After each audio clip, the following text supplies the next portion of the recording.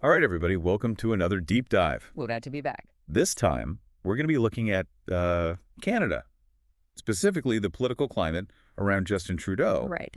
And we're looking at a recent CNN interview with the man himself. Yeah, very interesting. First one since Finance Minister Chrystia Freeland resigned. Indeed. And get this, he gave this interview while he was in Washington for Jimmy Carter's funeral.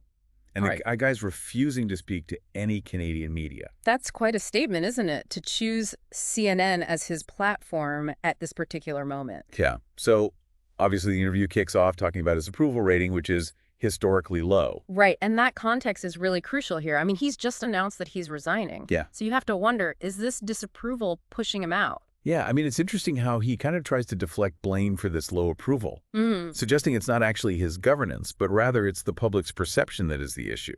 He even uses this example of Canadians struggling with a high cost of living, bringing up the $8 lettuce. Oh, of course. That we've all heard about, right? Yeah. He's trying to frame this narrative that the economy is doing well despite what people are feeling, which I think is interesting. Right. Is this something that politicians often do? Trying to focus on, like, the broad economic indicators while people are, struggling with those, like, day-to-day expenses? I think maybe, yeah. It's certainly a way to control the message, I guess. And speaking of control, the timing of this interview.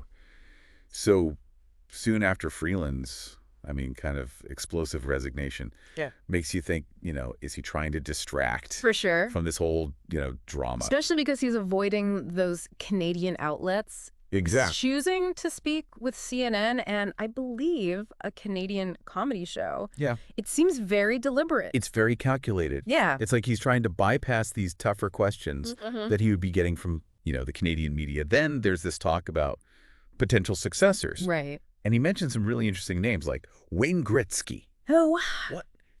But then he circles back to Chrystia Freeland. Interesting. Kind of bouncing between the unexpected and the familiar there.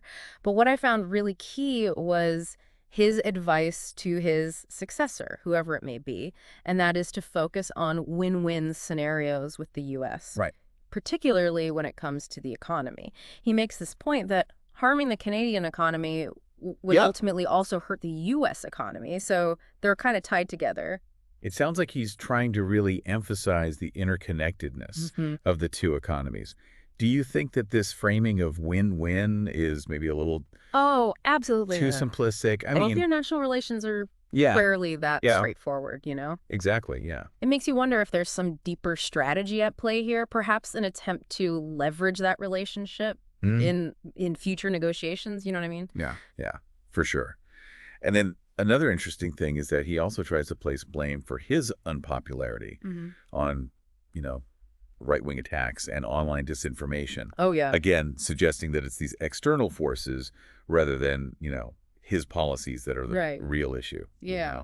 It's kind of a classic blame-shifting tactic, that we see a lot in politics these days. Yeah. It's a way to deflect criticism and kind of rally your base. It makes you think how much influence these types of, online narratives are having on, public opinion, whether they can actually overshadow actual policy issues or governance issues. I mean, it's definitely a really complex landscape.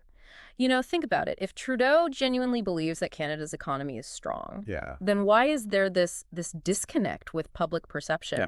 What does this suggest about the relationship between, what governments do, the messaging that they put out, and how the public actually receives that in a world that's, dominated by social media? That's a great question. Yeah. So we've got a prime minister on his way out, deflecting blame. Strategically choosing his media platforms and then blaming external forces. Yeah. It's a pretty fascinating picture of the current political climate in Canada. It really highlights the challenges that leaders face in shaping that public perception, especially in this digital age. Well, thanks for joining us on this deep dive into Canadian politics. We hope this has sparked some curiosity, maybe some critical thinking about these, pretty complex issues. Absolutely. Until next time. See you then. Yeah. Ciao. Bye. Bye.